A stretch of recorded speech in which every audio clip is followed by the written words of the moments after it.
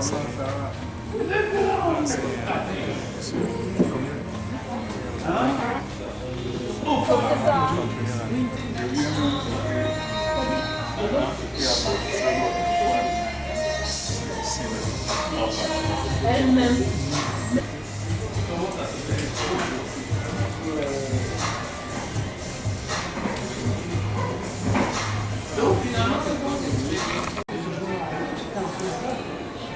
quand même produit un peu. J'ai quand même produit quelques petites choses avant même. J'ai quand même au moins 2 3. Non, hier soir, je suis revenu à la maison, il était 47. Moi, j'étais arrivé ce matin, je suis revenu à la maison, il était 2 heures du matin. Minuit. Et ce matin, à 4 heures, j'étais chez moi.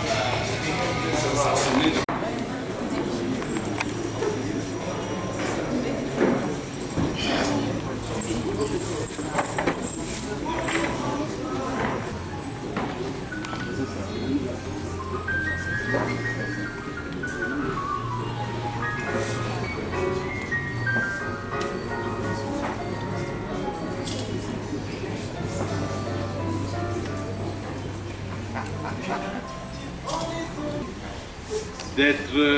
d'avoir répondu présent à notre invitation à cette double cérémonie.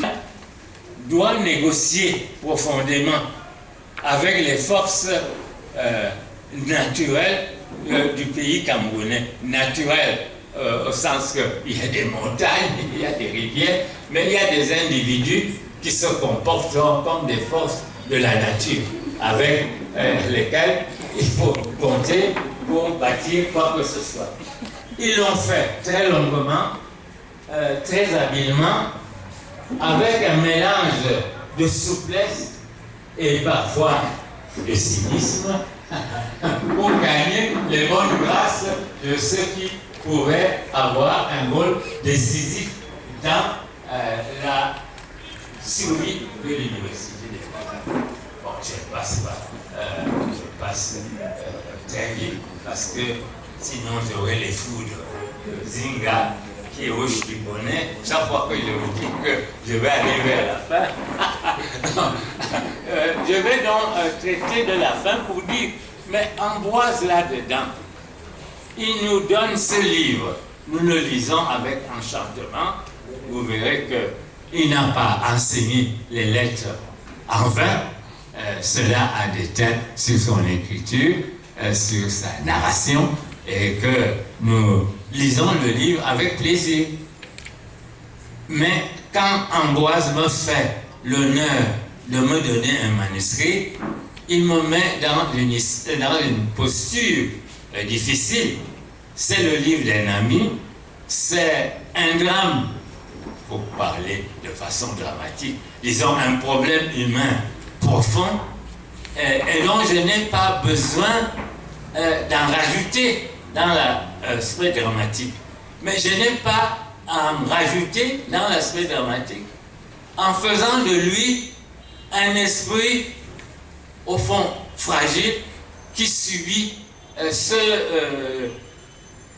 drame comme un orage en saison sèche. Il faut que je respecte sa capacité de surmonter les critiques qu'il a entreprises lui-même. Et c'est cela qui nous a mis à l'aise pour griffonner sur son manuscrit de façon répétée une question qui n'a cessé de me turlupiner durant toute la lecture. Quand Ambroise parcourt le monde, il présente son projet toujours très humblement, peut-être chrétiennement, comme nous avons, nous voulons, mais je lui demande tout le temps sur son manuscrit, nous qui nous qui est-ce un tel, et je me rappelle la seule remarque d'objection que j'ai faite à Ambroise pendant qu'il travaillait au projet, il ne fallait pas le distraire, c'était de lui dire, mais un tel là, qui est un de tes par exemple, un de tes collaborateurs, un de tes amis, mais tu es sûr que... Ah, il m'a dit non, il est solide, il n'est peut-être pas brillant, mais il est solide. Mais je ne veux pas tourner le fer dans la plaie. Cet homme, un des plus solides, un des plus fiables de ce projet, est devenu aujourd'hui un des ennemis les plus irréductibles d'Ambroise. Je ferme la parenthèse. Donc, la conjonction, comme Ambroise disait tout à l'heure, de ces deux événements, le renouveau, le déménagement de la librairie des Peuples Noirs et la publication de cet ouvrage par les éditions des Peuples Noirs, mérite quelques commentaires. En effet, la librairie a 23 ans maintenant, si je compte bien. Quand Mongo Betty est venu au Cameroun, à la fin de sa carrière enseignante en France, pour faire une librairie, vraiment, je me disais, non, c'est pas raisonnable de faire ça, maintenant qu'on devrait se reposer. Et en effet, et puis réfléchir peut-être, bon, non, il fallait faire cette librairie, donc on a été en train de la faire. Eh bien, l'avoir faite, évidemment, je ne le regrette pas, même si j'ai laissé beaucoup de plumes, et que je suis maintenant un oiseau déplumé, et parce que vraiment c'est ça qui a été le plus instructif, d'essayer de faire quelque chose dans ce pays, c'est-à-dire d'affronter les administrations, d'affronter la corruption, d'affronter tous les obstacles à la douane pour faire venir des livres. Le livre au Cameroun, nous en avons fait le tour dans toutes ces problématiques, édition, diffusion, et tout ce qui est obstacle, parce que rien, absolument rien, mais rien n'est fait en faveur du livre au Cameroun. Et je pense que c'est Ambroise aussi, lui, a fait autre chose. Il a voulu faire quelque chose, et le parallèle va être maintenu. L'expérience d'avoir tenté quelque chose au Cameroun. Tenter quelque chose qui ne soit pas dans le sentier battu, et tenter quelque chose pour élever un peu les problématiques. Il faut croire, quand on parle d'espérance, il faut croire qu'on va réussir, vraiment, sinon on n'y mettrait pas tout ce qu'on y a mis. Et ça, c'était quelque chose. Dans ce Cameroun qui est loin des priorités d'un État qui veut naître, qui est l'éducation. Avant tout, l'éducation. Avant tout, le livre. C'était des choses fondamentales qu'on voulait voir si ça allait fonctionner ici. Et vraiment, on a... alors, c'est cette chose... Mongo Betty disait, il était très fier d'avoir été professeur toute sa vie, parce que nous sommes des éducateurs, et il disait, il y a une certaine morale de l'éducateur. Donc, c'est en tant qu'éducateur aussi que Ambroise a voulu concevoir quelque chose dans l'enseignement au Cameroun, et à quel point ça a été difficile pour se terminer par un échec. Nous, notre entreprise était purement individuelle, petite, on était deux, et à faire la revue et à faire la librairie. On fait des choses, c'est des choses beaucoup plus difficiles à réussir, mais en même temps on est plus libre. J'ai connu des associations, j'ai connu et j'ai dirigé des associations. C'est beaucoup plus difficile parce que il faut être sûr de son équipe. Comme tu as dit tout à l'heure, c'est quand même un travail collectif. Et à ce moment-là, c'est autre chose, c'est une autre dimension. Et si on veut réussir, il faut absolument qu'il y ait une homogénéité de l'équipe. Il faut qu'il y ait une volonté commune où tout le monde se reconnaît. Et sinon, on a des scissions, on a des traîtrises, on a tout ce qu'on peut imaginer. Et l'Université des montagnes, c'était un énorme projet. Et j'ai vu combien année après année, Ambroise a travaillé concrètement, c'est pas en faisant des discours qu'on fait ça, concrètement, les coups de téléphone, les rencontres, l'organisation, il faut mettre la main à la pâte. Hein. Beaucoup de gens ne savent pas, qui sont maintenant les maîtres ne savent pas ce que c'est que mettre les mains à la pâte, tout simplement, pour que les choses existent. Donc, ça c'est une chose. Vous avez, Mongobetti parlait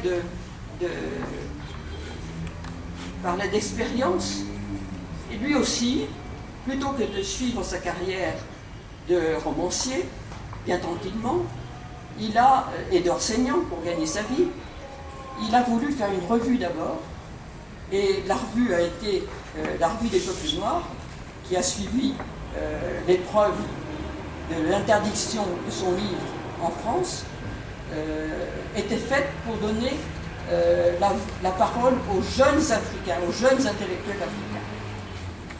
Et Ambroise a été un des premiers qui a régulièrement qui est intervenu dans cette revue. Et parce que, et combien après maintenant la revue a duré de 78 à 92,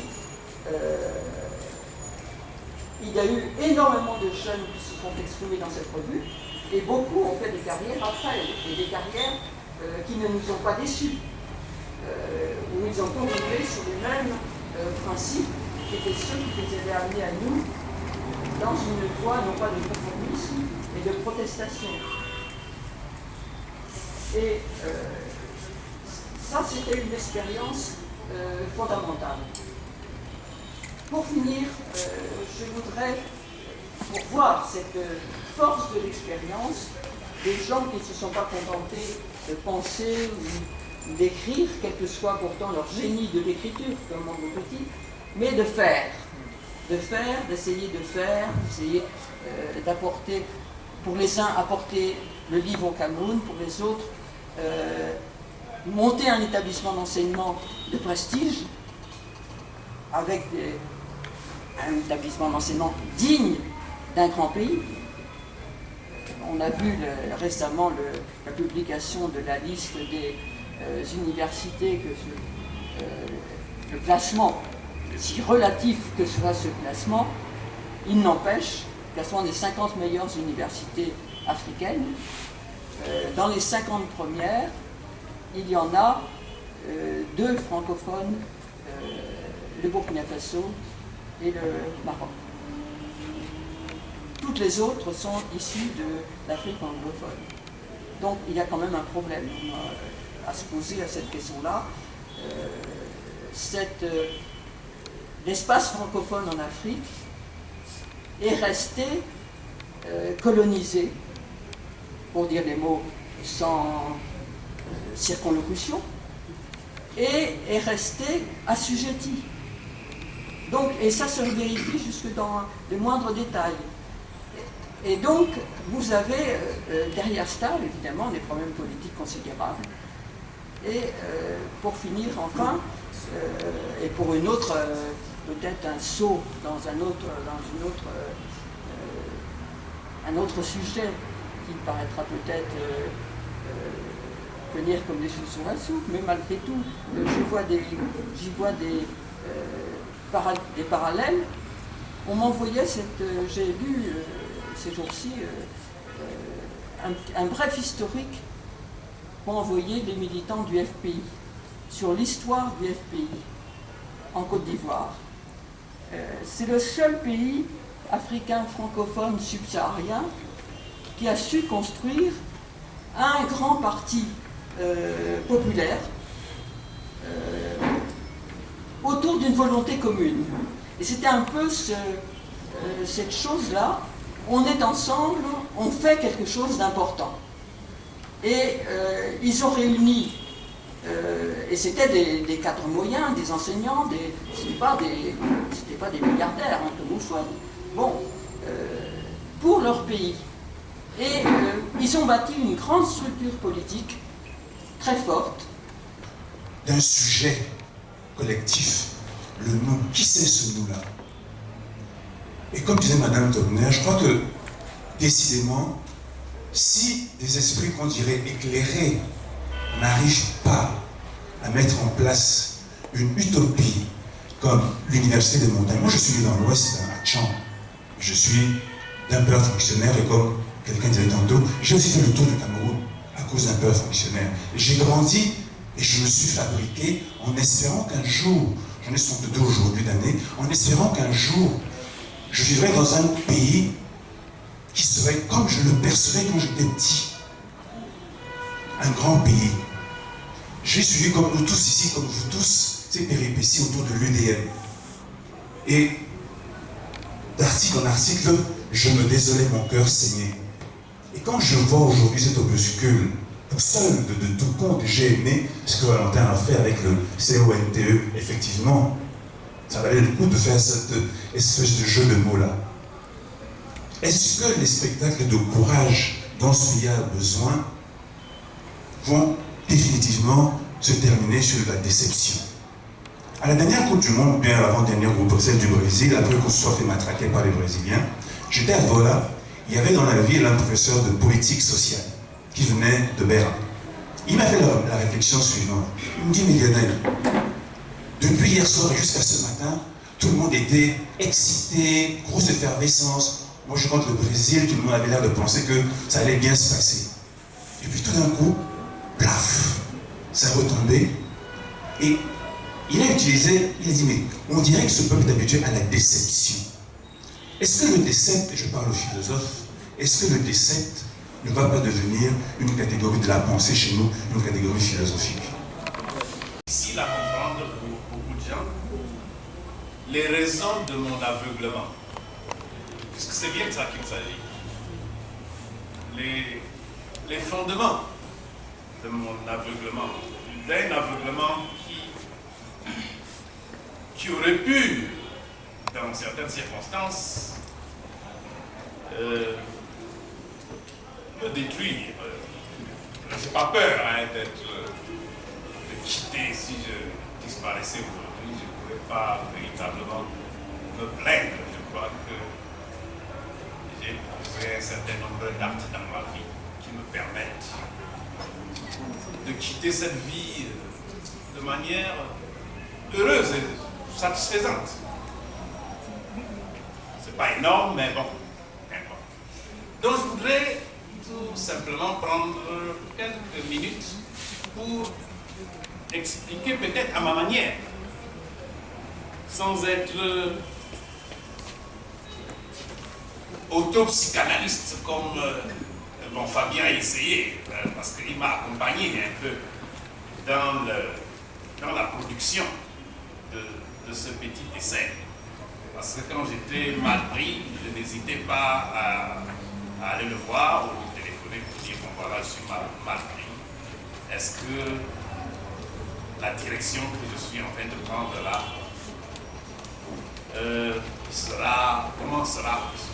pourra être perçue par lui.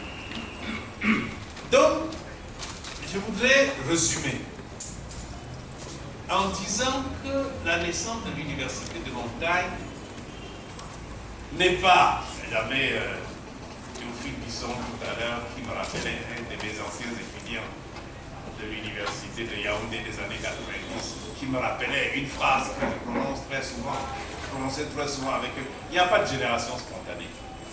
Parce qu'il y en a qui ont cru quand même à un moment donné que l'Université de Montagne avait surgi comme cela, spontanément, sur la montagne à Baganté, en une nuit, comme on a réformer l'université de Yaoundé en une nuit. Et qu'en une nuit, l'université des montagnes est née sur la montagne. Non. Cela est parti d'une réflexion beaucoup plus approfondie. Je ne voudrais pas entrer dans les détails. Mais c'était au lendemain justement des grèves estudiantines de l'université de Yaoundé en 1991. Et en regardant un peu, c'est pas une chose que je découvrais en 91.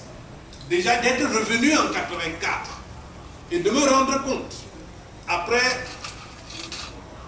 une dizaine d'années passées à l'étranger, en France, aux États-Unis, au Canada, au Maroc, de me rendre compte que les enseignements, la manière dont mes collègues enseignaient, étaient à peu près du même style que les enseignements que moi j'avais reçus quand j'étais étudiant dans les années 60. Ça m'avait totalement bouleversé. Je me dis franchement, où est-ce qu'on va? Qu'est-ce qu'on fait ici? Est-ce que je suis donc revenu au Cameroun pour répéter ce que mes professeurs faisaient dans les années 60? J'avais déjà cette idée-là. Voilà l'idée qui m'habitait. Est-ce que...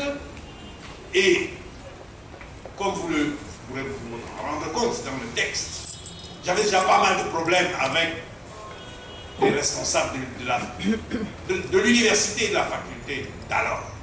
Parce que je leur disais, je ne peux pas être revenu ici pour faire la même chose que mes professeurs le faisaient dans les années 60. Parce que nous avons un pays à construire. Et nous sommes responsables de la construction de ce pays. Et cette responsabilité, je ne l'inventais pas. C'est Mélonnet qui me l'avait toujours répété. Il me l'avait dit, Ambroise, nous avons un titre foncier collectif sur ce pays-là. Et chacun doit assumer son rôle. Et c'est pour ça qu'un jour, j'aurais pu, comme vous ne vous en rendrez pas compte, j'aurais pu écrire un livre de 300 pages en racontant, en allant dans les détails. Parce que Mélonnet, quand il me conseille de remplir un dossier de bourse pour aller en France, il me dit, je vais dire une chose ici, scandaleuse, vous allez vous en rendre compte. Il me dit, va au ministère, dans tel bureau, chercher un dossier et tu me l'apportes. Quand je lui apporte le dossier, il me dit, il faut me le remettre. Parce que je ne veux pas que tu ailles voir le Bassa qui est là. Il me dit ça. Alors je sursaute. Je dis, mais je croyais que vous méritiez Bassa. Il dit, non, je suis pas Coco. Le Bassa, c'était son job, Emmanuel. Vous voyez. Il me dit, je ne veux pas que tu ailles voir le Bassa qui est là. Tu auras des problèmes. Je dis, bon, alors qu'est-ce que je fais? Il dit, donne-moi le dossier. Je lui donne le dossier, mais on a rempli le dossier lui-même. Il signe. Et il porte chez le Bassa, il dit, signe ici. Le Bassa signe. Et il vient me donner le dossier. Il dit, pas donc des professeurs au ministère. Parce que si je t'avais envoyé, il n'aurait pas signé. Tout ça, vous savez, si je m'engage dans ce genre d'histoire, nous allons passer la nuit ici. Parce que c'était... Et lorsque je dépose le dossier, au ministère de l'Éducation, c'était qui, je crois, qui était ministre de l'Éducation nationale. Et il y avait un certain Essaka, qui était directeur des bourses. Et à l'époque, c'était la belle époque quand même, entre guillemets. La commission de bourse se réunissait pendant les vacances. Et à la sortie de la commission, la liste des boursiers était envoyée immédiatement à la radio, préalablement à l'établissement de la liste. C'est-à-dire qu'il n'y avait pas de liste, mais on vous envoyait les noms à la radio. Et à l'époque, les étudiants qui étaient en licence à l'université étaient recrutés pour dispenser des cours d'été dans divers lycées pour la deuxième session du baccalauréat. Et j'avais été envoyé à Bafoussam, j'étais au lycée classique. J'ai dispensé des cours de littérature au lycée classique. Et tout le monde court après la lecture, donc pour dire, Ambroise, il paraît que tu as une bourse pour aller en France. Je dis, ah bon, allez, il faut aller à Yaoundé. On a lu ton nom à la radio. Donc je retourne à Yaoundé Et je m'en vais au ministère de l'Éducation. Mon nom n'était pas sur la liste. Quand on a lu mon nom à la radio, mais quand on a confectionné la liste, on avait retiré mon nom. Et M. Essaka avait l'habitude, que ça c'était connu, de retirer le nom d'un certain nombre de personnes pour donner à ses petites amies en ville qui se retrouvaient en France pour faire des études d'infirmière, pour faire des études de... qui n'avaient rien à voir avec les priorités du gouvernement camerounais. Et, enfin, je ne vais pas raconter toute cette histoire parce que c'est ça pour alors, finalement, j'ai insisté, je suis allé au ministère toute une semaine, tous les jours, et à la fin, quand M. Essaka ne voulant pas me donner le papier pour aller faire le passeport, je lui ai dit, bon, je vais voir le ministre, je vais demander à voir le ministre. Et là, il a pris peur. Et il a signé un papier avec M. Ambroise Gomme et de boursier du gouvernement camerounais. Je suis allé faire mon passeport avec. Et je suis arrivé à Paris, à Loco, avec ce bout de papier. Et quand j'ai donné ça à la responsable de Loco, l'office de coopération, qui s'occupait des boursiers africains à l'époque, elle a dit, mais c'est tout ce que vous avez? J'ai dit, oui, madame, c'est tout ce que j'ai. Elle dit, bon alors, partez, je vais m'occuper de ça. Et c'est comme ça que je suis allé. Je ne sais pas comment elle s'est débrouillée pour que je sois boursier pendant 1 an et demi. Mais bon. Bon, bref, c'était tout cela pour vous dire que, en réalité, l'idée de l'université des montagnes, c'est toute cette problématique qui me revient à l'esprit quand je retourne au Cameroun dans les années 80 pour enseigner à l'université de Yaoundé. Et que je me rends compte que l'université est une université coloniale. Purement et simplement, c'est une université coloniale. Et donc, quand je regarde tout autour, je me rends, et dans les années 80-90, il ne s'était ajouté au paysage universitaire camerounais que l'université catholique. L'université catholique qui n'est pas directement. Le département d'État, la coopération française, l'AFD, c'est pas... Mais la coopération française a intervenu par d'autres moyens, en donnant des subventions. En ce moment-là, 300 000 € dans un temps pour équiper le laboratoire et 300 000 € pour la formation locale. Ça fait 600 000 €. Ça, c'est la coopération française. Le département d'État.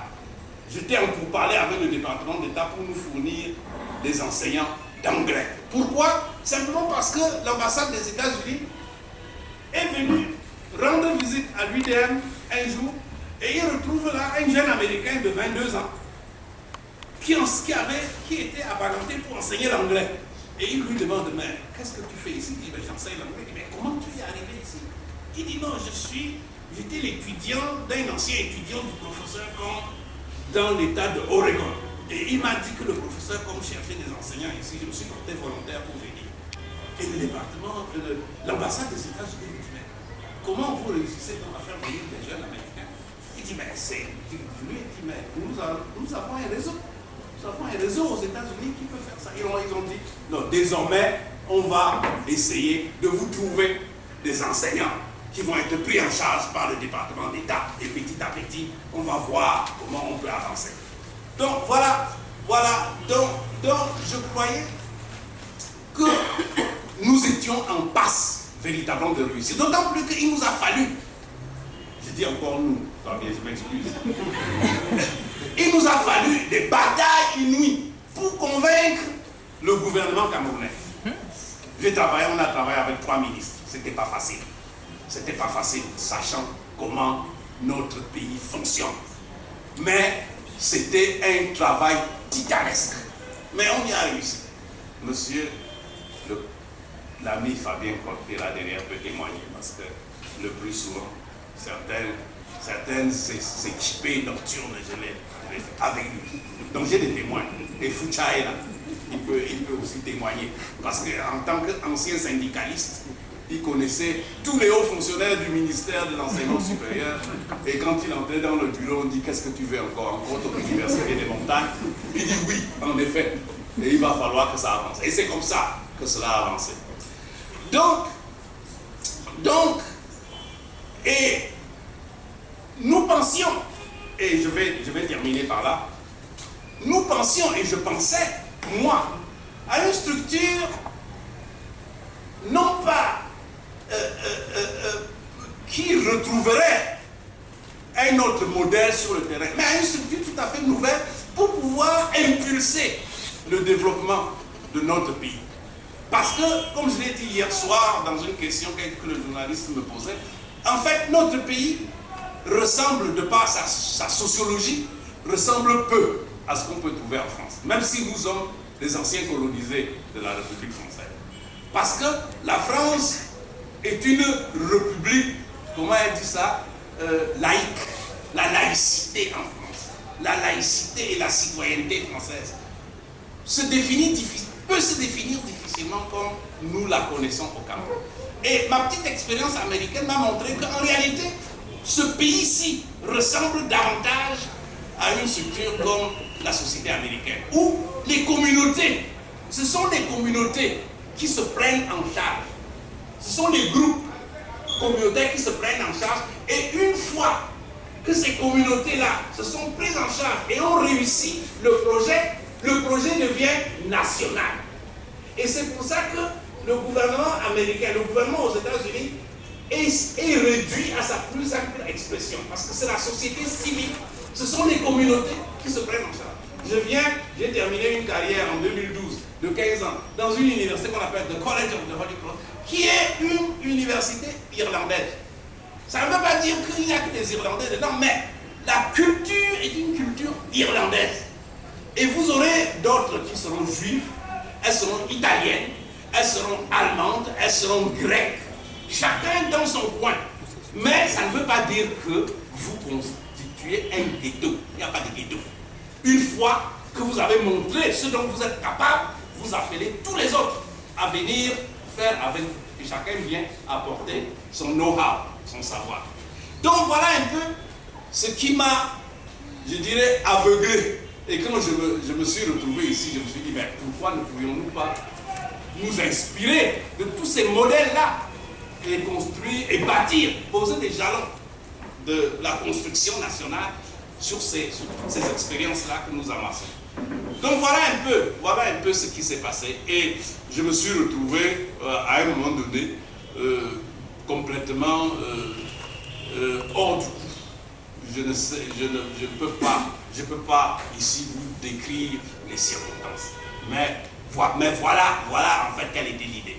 Voilà en fait quelle était l'idée. Et nous étions véritablement en train de réussir. Surtout, et je terminerai très rapidement, sur la contribution de l'Agence française pour le développement, parce que la contribution de l'Agence française du développement était fondamentale. Parce qu'elle est venue nous dire, écoutez, vous avez mis sur pied un projet qui fonctionne académiquement. Ce que nous allons faire, nous allons vous aider à ne plus vous occuper de tout ce qui n'est pas académique, c'est-à-dire les infrastructures, éventuellement les équipements, si vous prouvez que vous êtes capable de gérer ce financement. Nous allons vous aider à faire les infrastructures. Et donc, avec les scolarités, vous ne vous occuperez que de l'académie. Et en ce moment-là, vous allez pouvoir décoller. Et voilà. Et moi, l'arrivée de l'Agence française de développement était l'occasion pour nous de dire, enfin, nous serons, comme disait Ngougi, nous allons devenir notre propre centre.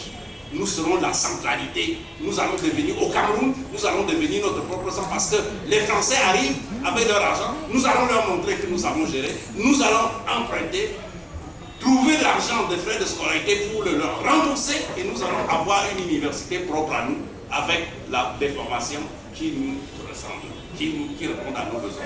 Voilà. Alors l'intervention du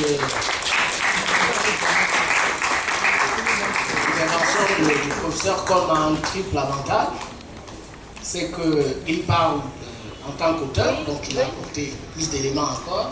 Deuxième avantage, c'est qu'il a consolidé pour les rendre consistantes les interventions qui l'ont précédé. Et membre fondateur de l'Université du Montagne. Donc,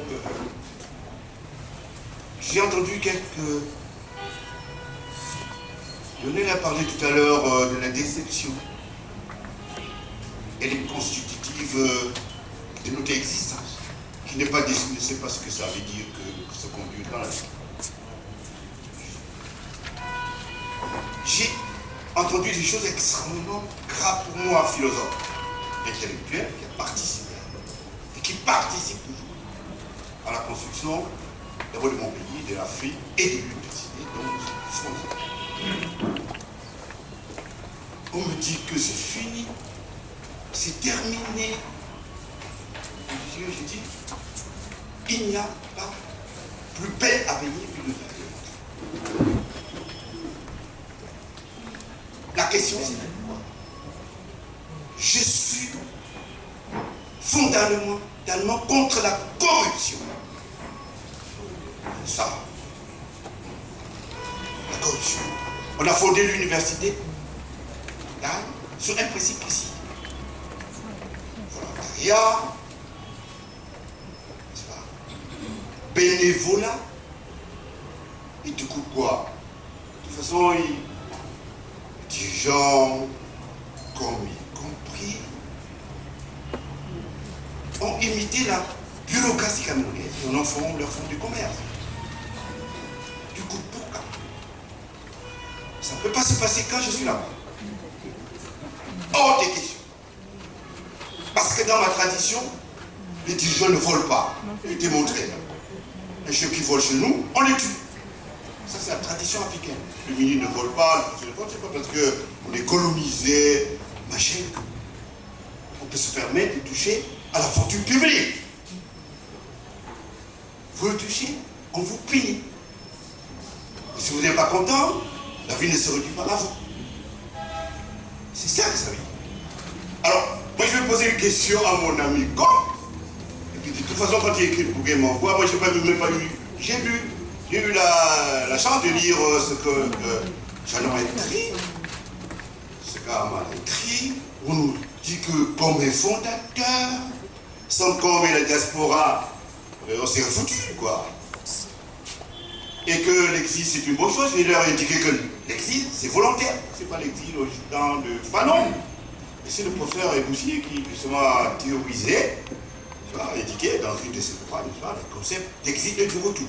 De toute façon, ce qui me paraît essentiel, et on tient à le dire, tout ce qui peut toucher à la fortune publique, au bien collectif, parce que l'université c'est un bien collectif, qui s'attend à être, qu'on leur coupe la tête. C'est clair. Je vais poser ma question à mon ami Comme. Qu'est-ce que c'est cette histoire? On me dit que moi je pensais que moi c'était un bénévolat. Ils se sont octroyés des salaires extrêmement faramineux. Quand je découvre, j'ai dit mon Dieu, ça ne peut pas marcher comme ça. Sans passer par les instants, 1,5 million pour M. Comme, de 1911, 2010, comme je communique, je dis mais qu'est-ce que c'est que toi? Non, de 2007 à 2010, 2010, 2007, le solde net c'est 18 millions quelque chose de francs. Moi je dis qu'est-ce que c'est cette histoire? Et ensuite, dans la tradition africaine, quand on vous convoque pour vous juger, monsieur, vous vous présentez, vous défendez votre cause. Si vous ne le faites pas, monsieur, on vous coupe la tête. Là-dessus, je suis intransigeant. Je ne pièce pas. J'ai dit au président même de la République, la question c'était, mon ami Comme, est-ce que tu as été rémunéré? Parce que, l'audateur dit que oui, mais il a dépensé ses sous. Il a fait ceci, archi. Payé. Et je sais pas, moi, je fais toutes les réunions, toutes les associations de membres, les directions là-bas où on ne paye pas. Bénévolat. Donc, oui ou non, Comme Ambroise a été rémunéré, et c'est parce qu'on a liquidé, nous avons découvert ça, qu'on a liquidé certains d'entre eux. C'est une erreur de la bureaucratie, et comme je comprends en disant, l'université de Montagne a un bel avenir. Et la rigueur morale sera intransigeante. Celui qui vole, celui qui touche à la fortune publique, il est foutu. C'est tout. L'échec pour la malédiction. Oui, en effet, c'est une manière de percevoir. C'est une manière de voir qu'effectivement, pour quiconque n'a pas la compréhension de la manière dont le monde postmoderne. C'est tout. L'échec oui, la malédiction, oui. Oui, en effet, c'est une manière de percevoir. C'est une manière de voir que, effectivement, pour quiconque n'a pas la compréhension de la manière dont le monde postmoderne fonctionne, ça a pu être perçu effectivement comme une malédiction. Parce que quand les gens entendent parler des sommes aussi astronomiques pour nous que 5 milliards de francs, tout le monde se dit mais il y a de quoi manger, comme on dit dans notre pays. Il y a de quoi manger. Mais en réalité, il n'y a pas grand-chose parce qu'il s'agit d'un prêt concessionnaire. Ça veut dire que nous étions allés à la BDAC. La BDAC nous prêtait 1,5 milliard au-delà de 10%. Ce qui est intenable pour une institution de notre taille. Et donc on a laissé tomber. Et c'est comme ça, de fil en aiguille, je le raconte un peu dans le livre, que dans mes pérégrinations, je rencontre un ami à Paris, je lui parle de ce qu'on était en train de faire à Baganté. Et sa femme qui était à côté de moi écoute cela, ne dit rien. Et puis c'est lorsque je parle qu'elle lui demande, mais en fait, ton ami là, il se bat tant pour cette institution, qu'est-ce qu'on peut faire pour lui? Et le compagnon lui dit, mais fais ce que tu peux. Et il se trouve que sa femme était fonctionnaire de l'AFD. Et c'est elle donc qui déclenche le mécanisme qui nous amène à bénéficier, je n'entre pas dans les détails, du prêt de l'AFD. Et le prêt de l'AFD est un prêt concessionnaire. Concessionnaire, il faut bien le comprendre. C'est 2%. C'est-à-dire nous allons payer 2%. Et remboursable en 12 ans. Avec 4 années de différé.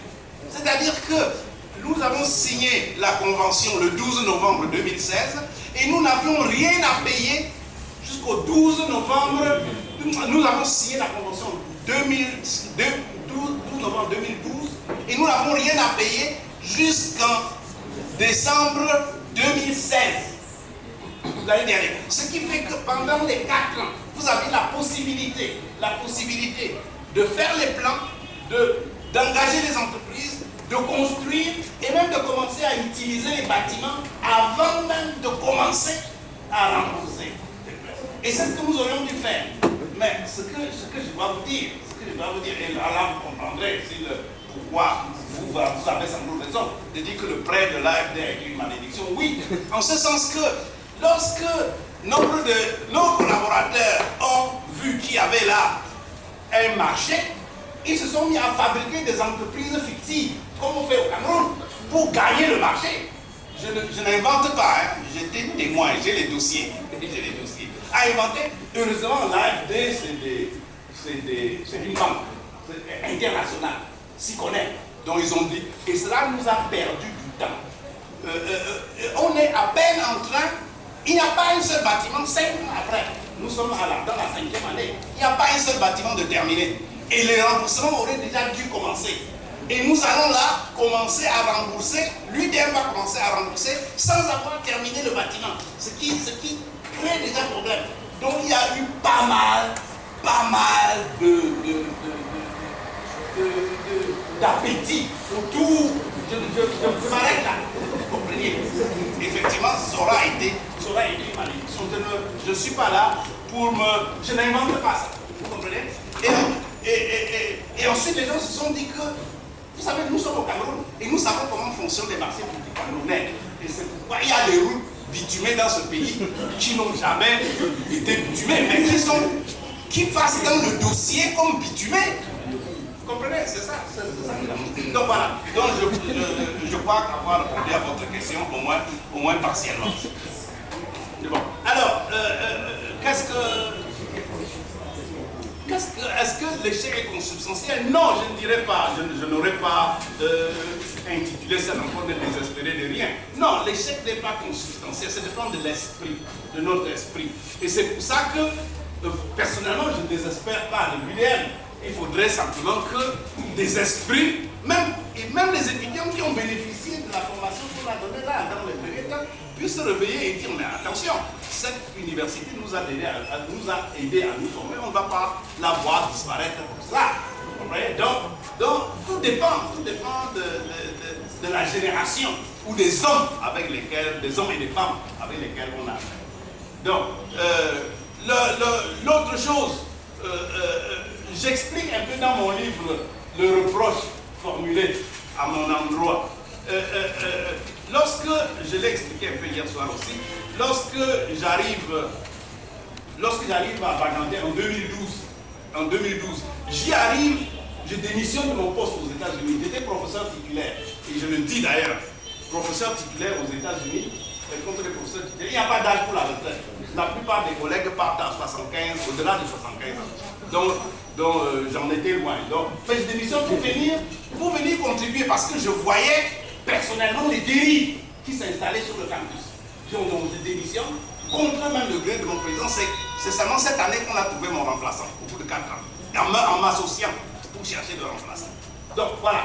Donc quand j'arrive là-bas, je trouve toutes ces dérives qui se sont installées.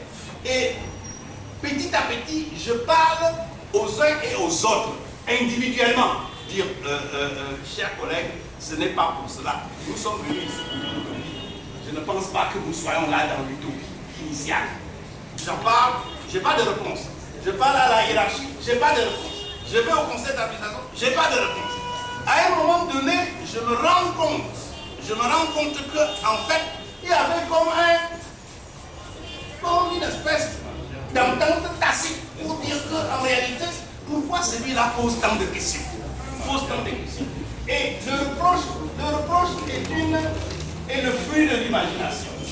Et il se trouve que dans mes campagnes pour mobiliser la diaspora envoyait à peu près 2 conteneurs par an à l'UDF. Et les conteneurs parfois avaient des espaces à l'intérieur et on avait décidé de prendre un accord que si quelqu'un avait des affaires à prendre en France, il pouvait compléter le conteneur avec ces affaires-là pour des effets personnels pour les acheminer ici. Et c'est ce qu'on a fait tout le temps. Et moi aussi, je l'ai fait puisque je ne pensais pas rester éternellement aux États-Unis. Mais alors, et tout ça, ça se passe en 2008-2009. Donc du coup, en 2014-2015, on découvre que, comme avait mis ses affaires dans le conteneur en 2008-2009, et que ça va être une raison pour le chasser de l'UDF. Voilà ce qu'on me reproche, mon cher. Voilà ce qu'on me reproche. Et je leur ai dit, mais donnez-moi la facture, je vais payer. On a dit non, c'est suffisant. C'est suffisant pour te chasser de l'UDF. J'ai dit, bon, ok, puisque c'est suffisant, hein, je m'en vais. Bye, continuez. Voilà les circonstances. Telles quelles. Je les raconte. Bon, en tout cas, dans le texte, il y a mon collègue Foucha qui a raconté, qui a vécu à certaines scènes, puisqu'à un moment donné, j'étais tellement désabusé que certaines réunions pour lesquelles je n'y allais même pas. Je trouvais cela tellement grossier que je leur ai dit bon, continuer à le faire. Voilà. Je souhaite changer de côté, avec une sur les yeux. Le professeur Foucha. Bon, merci. Je tiens à préciser d'abord que moi aussi, je suis membre, n'est-ce pas, fondateur, non seulement de l'UDF, mais de l'association qui a pensé l'UDF. Ensuite, lorsque l'AED a été conçu pour porter le projet, j'ai été, depuis sa naissance jusqu'à il y a 2 ans, le secrétaire général adjoint de l'AED. C'est vous dire que j'ai une connaissance interne. Je pourrais, n'est-ce pas, parler pendant des heures ici, mais je vais être très bref. je vais parler de ce livre qui m'a appris une chose fondamentale. Le professeur Eboussi l'a relevé. L'importance de la formation. Mais aussi et surtout l'importance de la formation à travers des exemples concrets. C'est vrai, Molière avait raison de dire que la leçon des exemples vaut mieux que celle des préceptes. Et ce livre, justement, nous montre à quel point il est important de prêcher par l'exemple. L'une des choses que je voudrais que les lecteurs de ce livre retiennent, c'est, n'est-ce pas, l'attachement de son auteur aux principes qui l'ont conduit, n'est-ce pas, à la rupture, n'est-ce pas, et rupture, n'est-ce pas, après des exemples concrets,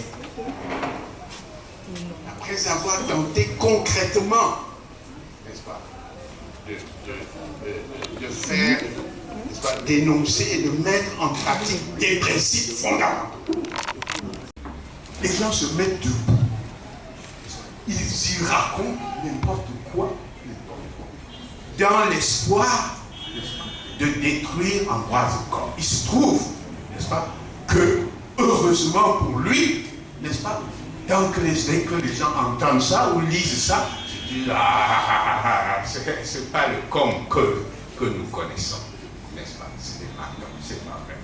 Et c'est ça, n'est-ce pas, c'est ça qui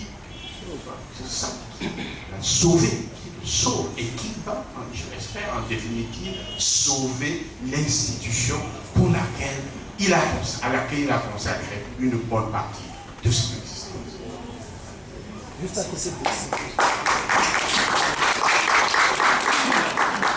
Voilà. Non, juste un mot pour compléter ce que Innocent vient de dire.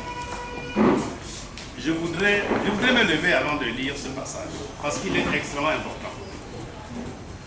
Pour vous dire, parce que quelqu'un m'a demandé qu'est-ce qu'on me reproche. Je voudrais répondre à cette question de manière plus précise encore. Voici une lettre qu'un des dirigeants m'envoie dans la turbulence et qui me révèle à l'époque véritablement ce qui était en train de se préparer. Tout ce qu'on me demandait, on m'appelait américain là-bas. Qu'est-ce qu'il vient chercher? Pourquoi il vient nous déranger? Je ne vous parle pour raconter tout cela. Il vient nous déranger. Et tout ce qu'on me demandait, c'était un entre-soi confortable. Où on est entre nous, on gère l'UDM à notre manière, on se sert, on s'organise, et puis personne n'en parle. Je vous lis un passage d'une lettre qui date du 12 août 2015. Je vous lis simplement un passage. Pendant cette période de turbulence que nous traversons à l'AED-UDM, je te conseille fortement d'éviter toute prise de parole publique, quelle qu'en soit la forme ou le support, qui puisse être préjudiciable au projet. Ce serait dommage que ton nom soit associé à la destruction de l'édifice que tu as patiemment contribué à bâtir. Ce serait également dommage si cet édifice, tout en prenant des fissures, tenait bon, malgré toi et naturellement contre toi. Je ne vous lis que ce passage. C'est que...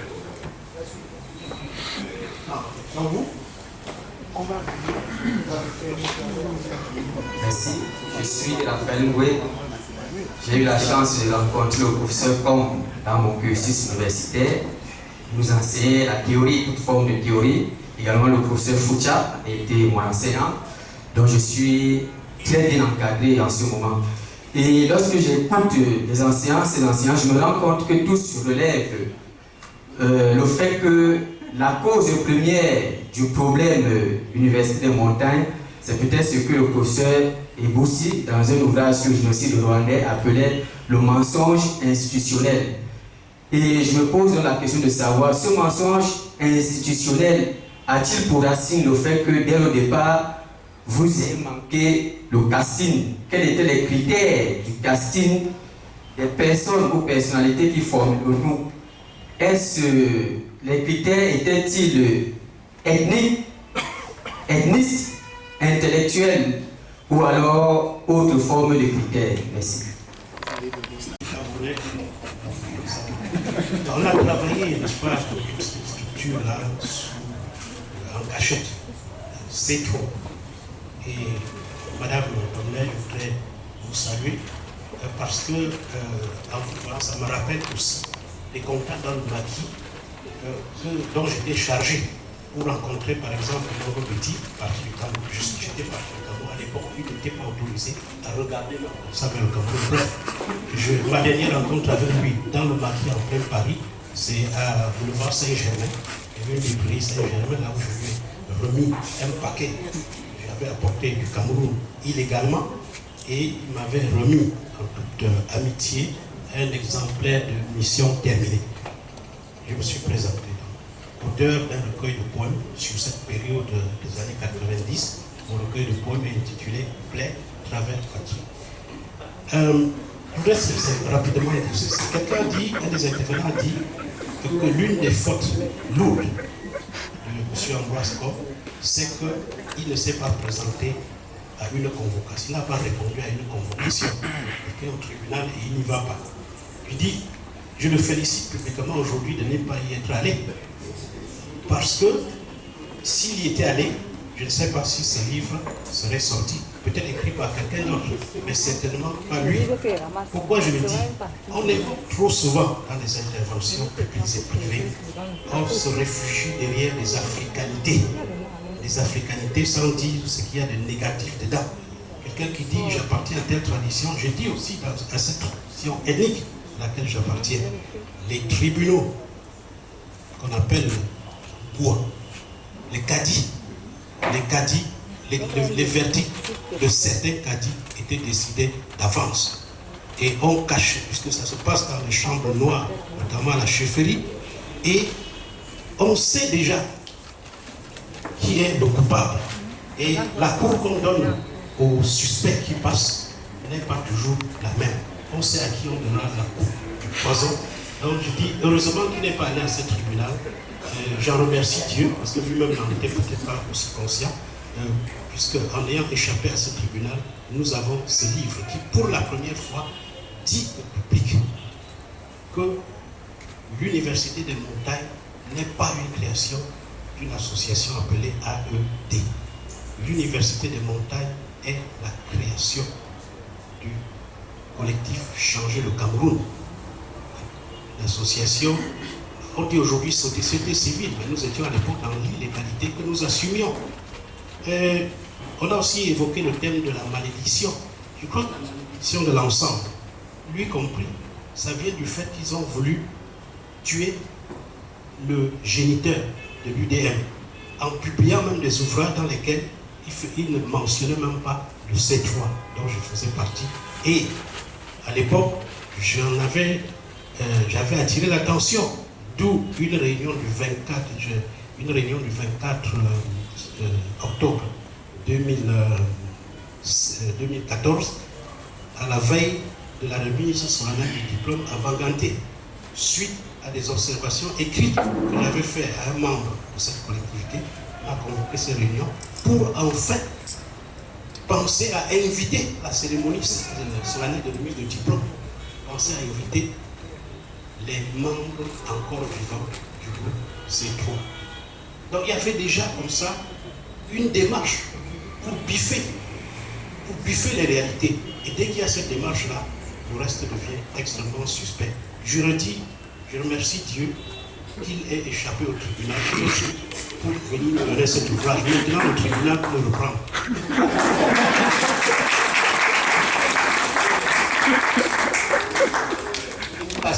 Et je ne suis pas quelqu'un qui passe sa vie à faire des calculs. Parce que si je passais ma vie à faire des calculs, nous sommes dans le mois là, on se raconte un peu. Si je passais mon temps à faire des calculs, je ne sais même pas ce que je serais revenu faire au Cameroun en 84. Vous voyez, j'étais professeur à Sherbrooke et j'ai quitté pour venir en Afrique. Et donc, tout cela provient en partie de cet environnement. Mais aussi, je suis aussi un esprit quand même un peu scientifique. Je pense que il faut avancer peut-être par essai-erreur. Il faut faire des essais. Tant qu'on n'essaye pas, on ne peut pas comprendre quelle est la difficulté. Audi disait tout à l'heure, quand Mongo Betty est arrivé dans ce pays, et puis nous avons un peu contribué à son retour, je ne sais pas si c'est pour son malheur ou pour son bonheur, et j'ai suivi un peu ce qu'il a fait. C'était extrêmement difficile. Parce que Mongo Betty est assez toujours cru particulièrement camerounais. Et il se convainquait qu'il était camerounais alors qu'il n'avait rien de camerounais. Quand il dans son comportement, dans sa manière d'être, dans sa manière de comprendre ce que les gens disaient, ce que sa propre famille lui disait, il ne comprenait rien. Et on le lui disait, mais ce n'est pas ce qu'ils sont en train de te dire. Il dit, mais qu'est-ce que je dois faire? Et il mettait tout son effort, croyant qu'il était là pour les aider. Les gens disaient, mais tu crois que Dia et les siens leur donnent à manger, mais donne-moi à manger. Il lui crée des plantations où les gens travaillent, s'enrichissent, s'organisent, construisent des maisons, améliorent leurs conditions. Il dit, mais je suis en train d'investir au village, je fais des lévages, je fais des champs, j'exploite la forêt. Les gens disent, non, c'est pas ça nous intéresse. Vous voyez, donc il lui a fallu du temps. Et pendant ce temps, ce qu'il aurait pu faire, c'était peut-être dès le premier jour faire cette librairie et puis ne s'occuper que de ça. Parce que là au moins, il sait ce que c'est, il comprend. Mais il a fait la librairie par dépit. Parce que le village le fatiguait. Si je m'en dire. Le village le fatiguait à la fin. Mais il a essayé. Il a essayé d'aider les siens. Donc, quand tu parles d'instinct grégaire, oui, les Bamilékés sont fondamentalement grégaires. Vous voyez, ils passent leur vie à préparer leur deuil. Et leur funérailles.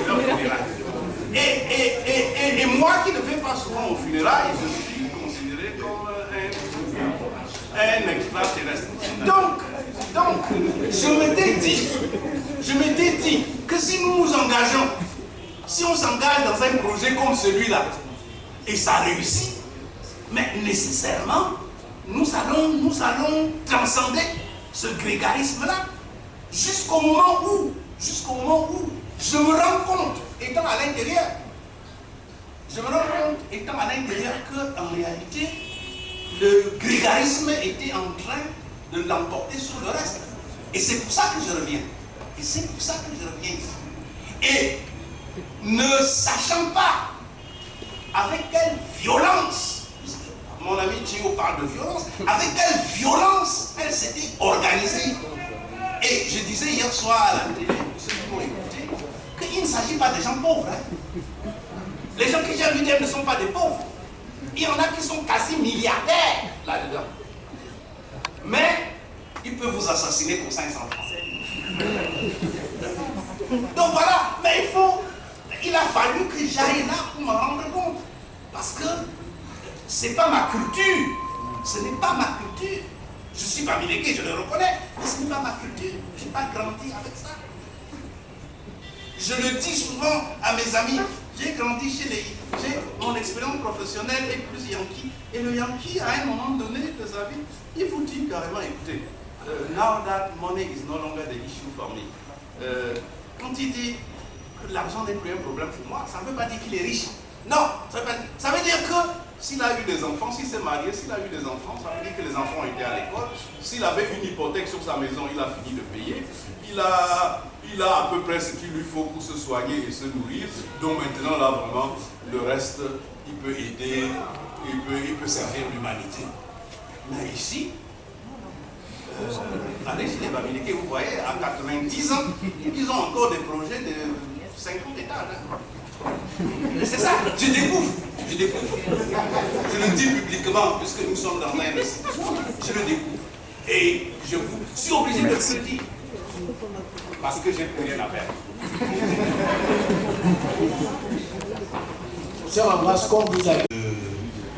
De l'UDM, la deuxième fois pour indiquer que je lui avais fait valoir qu'il y avait une sorte de difficulté à vouloir changer de paradigme. Je voudrais être le porte-voix de ceux qui ne sont pas là cet après-midi et dire que le professeur Comme n'a pas été complet dans son récit. Il est bon qu'on puisse dire, certes qu'il y a des difficultés avec l'administration camerounaise, mais qu'on peut aussi y trouver des opportunités. Le professeur Jacques Fandogo, ministre actuel de l'enseignement supérieur, doit être considéré comme étant l'un des actionnaires moraux de l'Université des Montagnes.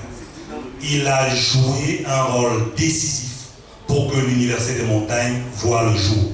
Ça doit être dit lorsque les gens sont réunis. Et quand je l'ai dit, je dois dire également que moi, je n'étais pas là au moment où on faisait l'AED et le reste, mais j'ai joué ma partition dans la nuit noire avec mon ami Ambroise Comme, lorsqu'il fallait obtenir des autorités établies de notre pays, les autorisations qu'il fallait pour que l'Université des Montagnes voit administrativement le jour. Mon unique interlocuteur était Ambroise Comme. Il faut que cela soit dit et que cela soit su par tout le monde. Maintenant, je pense que, et je m'attendais à ce que le professeur Eboussi relève cela. Je suis étonné qu'il ne l'ait pas relevé. En réalité, parce que toutes sortes de précisions ne sont pas faites, l'Université des Montagnes avait eu le sentiment qu'elle avait pour adversaire structurel l'État et l'administration du Cameroun. Eh bien, il se fait que son adversaire, qui risque d'ailleurs de la conduire vers des rivages incertains, se trouvait à l'intérieur. Quelquefois, on se trompe d'adversaire et de combat. Monsieur le professeur Comme, est-ce que ma remarque est juste, qui consiste à dire qu'on aurait pu penser que l'adversaire désigné de l'université se trouvait en face, de l'Université des Montagnes se trouvait en face d'elle, à savoir l'administration camerounaise, mais que ce qui pourrait la tuer véritablement est venu d'elle-même. Je vous remercie. Parce que si nous considérons ce qui est en train d'arriver à l'Université des Montagnes, je vous dis, je vous annonce tout de suite, c'est écrit d'ailleurs sur leur site, je n'invente rien, qu'ils ont déjà du mal à organiser le remboursement du prêt. Un prêt concessionnel, c'est écrit sur leur site actuel. Donc, alors, le problème de l'Université des Montagnes, c'est que beaucoup de Camerounais pensent que cela appartient à des individus ou à des groupes d'individus. L'Université des Montagnes est un bien public. Puisque personne, aucun individu ne peut en revendiquer la propriété ou la paternité. Et à partir du moment où ce bien public a rendu service à la nation en tant que telle, nous citoyens de la société civile, c'est notre responsabilité de sauver cette institution. Donc l'ennemi, si l'ennemi est à l'intérieur, c'est nous-mêmes, nous sommes tous à l'intérieur. Et c'est notre responsabilité à nous tous. Donc voilà la réponse que je peux donner à cette question.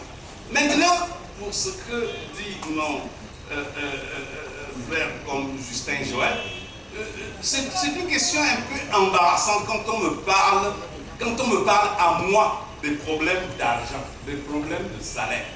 Je vais vous raconter simplement une anecdote. Il y a 3-4 ans avant mon retour au Cameroun, je rencontre à l'extérieur, dans une ville complètement à l'extérieur, un des responsables qui est sur le terrain, gestionnaire de l'UDM. Il me dit ceci, écoute, compte tenu de tous les mouvements, de toutes les dépenses que tu fais dans les voyages à l'extérieur des États-Unis, au Canada, en Europe, sur toutes les missions que tu fais, nous avons décidé de te donner 200 ou 250 000 francs par mois pour rembourser tes frais. Je leur ai dit, mais vous ai-je jamais demandé quoi que ce soit? Est-ce que je vous ai dit que cela était hors de ma portée? Je vous ai dit, c'est ma contribution. J'en ai les moyens et je le fais. Il dit non, on a décidé quand même comme ça. C'est plus tard, bien plus tard, quand je reviens, que je me rends compte qu'en fait, c'était le piège de l'entre-soi. C'était le piège de l'entre-soi. Puisque nous devons nous servir, il faut aussi te donner une part pour qu'un jour tu ne puisses pas dire que tu n'étais pas dedans. Parce que moi, j'avais pas fait. J'étais professeur dans une université américaine, 250 000 francs. Pensez vraiment que ça représente quoi dans ma vie. Je ne dis pas l'argent, c'est bien. Bon, maintenant, quand je rentre à l'université et que je suis vice-président et que je suis à la charte, je travaille 7, 8, 9, 10 heures par jour pour l'université. Ça me donne un salaire, non? Bien sûr, bien sûr. Je crois. C'est un vrai salaire. Et que j'ai démissionné de mon poste. Je ne leur demandais pas même de compenser, de me donner le salaire. Je ne demandais pas ça. Mais je touche le salaire qui me permet d'acheter mon essence, n'est-ce pas, d'acheter le gaz dans le village où j'habitais. J'avais construit un baraquement au village qui n'était même pas fini, il fallait que je le fasse. Et c'est même pour cela qu'on me reprend dans le conteneur parce que j'avais transporté de quoi finir ce baraquement au village pour habiter et travailler pour l'UDM. Voilà tout ce qu'on me ressort. Non, franchement, non, il y a des débats qui ne méritent pas d'être menés en public. Ça ne mérite pas d'être mené parce que tout être normalement constitué devrait comprendre que ce n'est pas un débat qu'on mène en public. Vous travaillez, vous méritez un salaire, de quoi? D'autant plus que mon salaire n'était pas le plus élevé de l'État. Et je me disais, ce n'est pas moi qui l'ai fixé.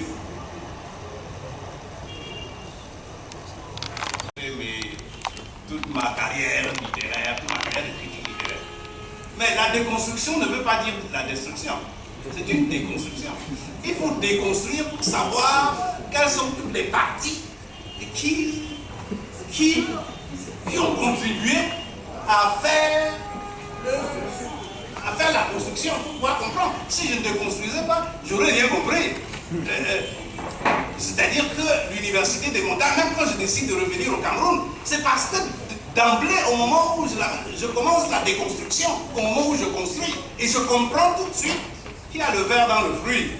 Bon, maintenant, ce qui va se passer, ne me demandez pas, je ne me considère pas comme un messie de l'université des montagnes. Je crois qu'il y a des gens assez très compétents qui sont là-bas et qui sauront mener cela à bon port ou à mauvais port, qu'importe. Mais c'est ainsi va la vie humaine. Je ne pense pas que si l'université des montagnes, ce serait regrettable, disparaissait aujourd'hui, le Cameroun disparaîtrait. Non, je ne pense pas. C'est pas mon souhait. Et ce n'est pas notre souhait. C'est le souhait de personne. Notre souhait, c'est que ça marche. Mais pour comprendre, pour que ça marche, il faut que nous continuions en quelque sorte la déconstruction. Et je ne me considère pas non plus, et je termine par là, comme un messie, comme quoi, si je ne suis pas là, ça va dépérir. Non, pas du tout. Je ne me crois pas du tout indispensable. Non, j'ai fait ma part, j'ai fait ma contribution, qui peut être bien ou mal appréciée, mais j'ai une conscience tranquille. Absolument tranquille. Et je suis serein. Malgré tout ce qui peut se dire, tout ce qui peut s'écrire, tout ce qu'on a pu dire. je suis extrêmement serein. Et je crois que le seul regret, c'est ce que Fabien a dit au début, c'est le malentendu, bien entendu, mais c'était un malentendu, mais ce n'était pas bien entendu, parce que je n'avais pas compris qu'il y avait un malentendu. Mais le l'UDM, ça va sauver. Par nous tous. Mais je suis toujours prêt à de nouvelles aventures, tous les jours, toutes les minutes, toutes les secondes. Je suis toujours prêt. Toujours prêt. Ouais. Même écrire un autre livre. Très bien, mesdames et messieurs, merci de nous avoir prêté votre attention. Il ne m'appartient naturellement pas de clore cette cérémonie qui est en un certain sens inaugurale, si j'en crois les perspectives que dessinait le professeur Ambroise comme dans son exorde. Aussi nombreux. Je ne m'attendais pas. On a élargi la salle, mais en hésitant un tout petit peu. Mais je me rends compte qu'il y en a qui sont venus de très loin pour participer à cette petite cérémonie. Je vous en suis profondément gré. Et véritablement, que vous ayez découvert cet espace qu'on appelle Librairie des Peuples Noirs, je vous invite à venir souvent par ici parce que quand j'ai quelques moments perdus, c'est par ici que je viens. C'est la responsabilité que m'a donnée Odile, qui est de plus en plus rare au Cameroun et qui m'a dit de temps en temps, il faut aller là-bas voir comment ça se passe. Donc de temps en temps, si on a un rendez-vous, ce sera... On peut se donner rendez-vous ici, avec plaisir. Donc je vous remercie d'être venu. Je vous remercie surtout de l'échange. Surtout l'échange que nous allons continuer. Les gens vont continuer, les gens vont dire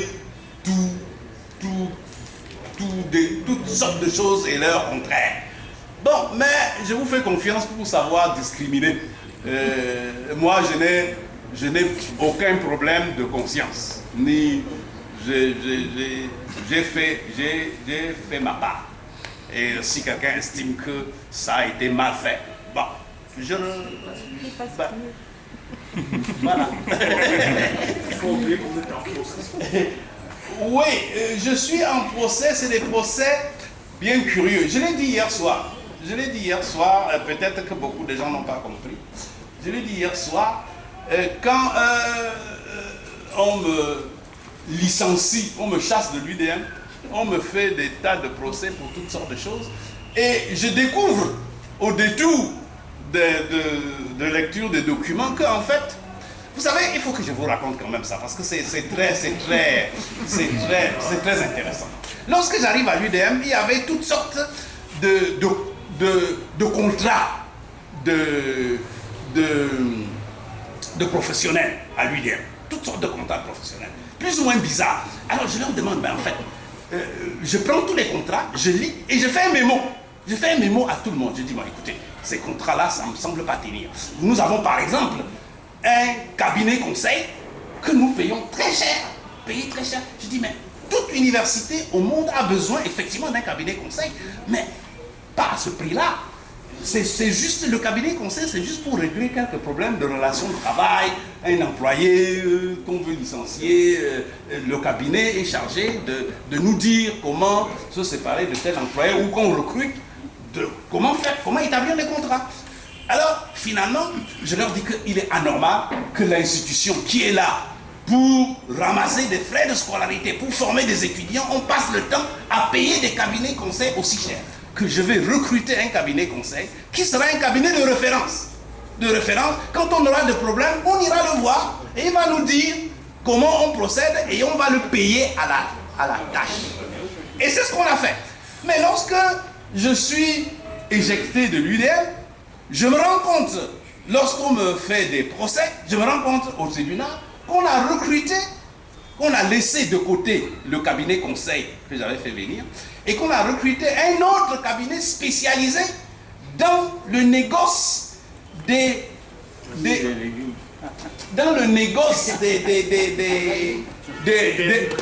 verdicts avec les magistrats. Et que le cabinet d'avocats se permet carrément d'écrire pour dire, écoutez, tous les procès que vous avez intentés, vous allez perdre. Sinon, pour ne pas perdre, il faudrait que vous me donniez les moyens d'aller négocier les verdicts. Vous voyez, enfin, vous l'avez dans le texte, hein, vous l'avez dans l'ouvrage. Et c'est ça aussi. Ça fait partie aussi des choses de la vie que je découvre. Donc depuis qu'on est les procès traînent parce qu'on essaye, sans doute, je ne sais pas comment ça se passe, on essaye sans doute de négocier avec les magistrats pour gagner, pour dire que vous voyez, nous avons gagné. Comme n'était qu'un bandit. Bon, vous voyez, nous avons gagné les procès. Voilà aussi. Donc, vous voyez, c'est pour dire que nous allons continuer. Je n'ai même pas dit le 10% de ce que je sais de l'UDM dans ce livre, mais j'en ai déjà dit pas mal. Donc, lisez, et puis nous allons continuer les débats, que ce soit par écrit ou dans des rencontres de ce type. C'est pour passer. Oui, un dernier mot pour vous dire que vous êtes ici dans un espace modeste, mais unique en Afrique centrale. Il n'y en a pas d'autres au Cameroun, comme ça. Il n'y en a pas en Centrafrique, il n'y en a pas au Gabon, il n'y en a pas au Congo-Brazzaville, il n'y en a pas au Tchad. Il n'y en a que à Yaoundé. La librairie des peuples noirs est un espace unique. Alors, il faut le faire vivre, il faut qu'il réussisse, et nous avons franchi un pas en nous déplaçant dans cet espace qui est extrêmement favorable à notre activité, à condition qu'elle se développe. Parce que nous ne pouvons tenir dans cet espace que si notre activité se développe. Donc cet espace maintenant, je passe le témoin parce que c'est Ambroise qui est le gestionnaire, enfin qui est le gérant de la SCOP. Ça n'existait pas, mais enfin nous avons fait une SCOP, c'est-à-dire une société coopérative ouvrière de production. C'est-à-dire que cet espace appartient à ceux qui y travaillent, et exclusivement à ceux qui y travaillent. À charge à eux de le faire en sorte qu'il soit toujours vivant. C'est le don de Mongo Bétis, de moi, des héritiers de Mongo Bétis au Cameroun.